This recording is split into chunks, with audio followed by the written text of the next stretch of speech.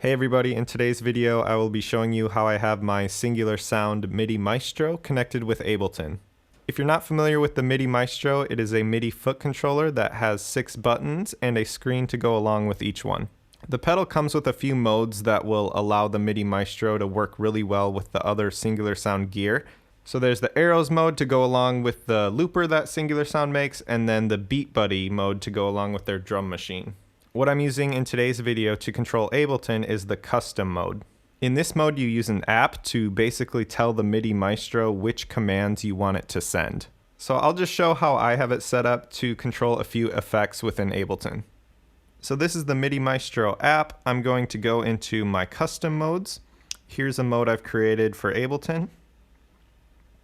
Okay, so the way that this is set up is that you can edit each of the buttons' function as well as what the screen will display.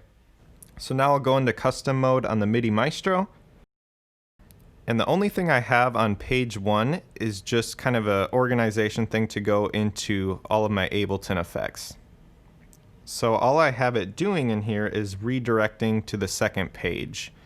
So when I click that button, now I'm going into page 2 on the app. And these are just effects that I like to use a lot within Ableton. So if I go into InstaLooper, you'll see that that command is the same sort of thing. It's just redirecting to another page. So the way that works on the Midi Maestro is when I click InstaLooper, now I have all these loop effects that I will find on page 3 in the app. Okay, so far none of those commands are actually sending MIDI data. They're just redirecting to a different page on the Midi Maestro. So here's page 3 of my custom mode. This is where I actually have some MIDI commands being sent from the Midi Maestro. So let's go into loop 1 on. And you'll see that this has a main function of just turning on that first loop within the InstaLooper plugin. So I'm going to click on this and just go to customize so that you can see how I have it set up. Under type, I have it just sending a MIDI note, but you can have a control change or program change, note on, note off, or pitch bend. For all of these functions, I have them set at channel 1, and then the command is the MIDI note that is sent to Ableton.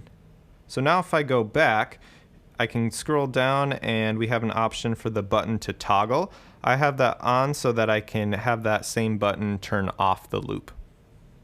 So watch how this button works on the Midi Maestro. I have it set to loop 1 on. When I press, it switches to off, and I can toggle between those two. That's kind of the general idea on how I set up each of these commands. So I just have loop 1 on, off, same thing for all of those other loops. And then InstaLooper allows you to reverse each loop. So I set that up in a different bank so that I can turn reverse on for each separate loop. And then this is just a back switch to get back to my previous page. So I have all of these loops and all of the reverse functions sending a different MIDI note from the Midi Maestro. Now I just need to do all of the custom mapping in Ableton. So now I'll go into MIDI and click on the parameter that I want to control, and then press the button on the Midi Maestro, close out of MIDI,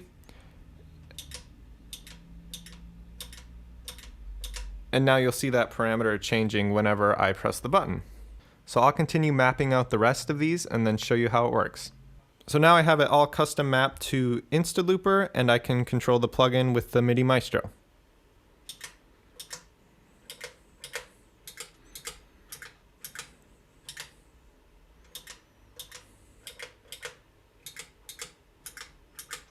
So within my Ableton mode, I set up another bank for beat repeat.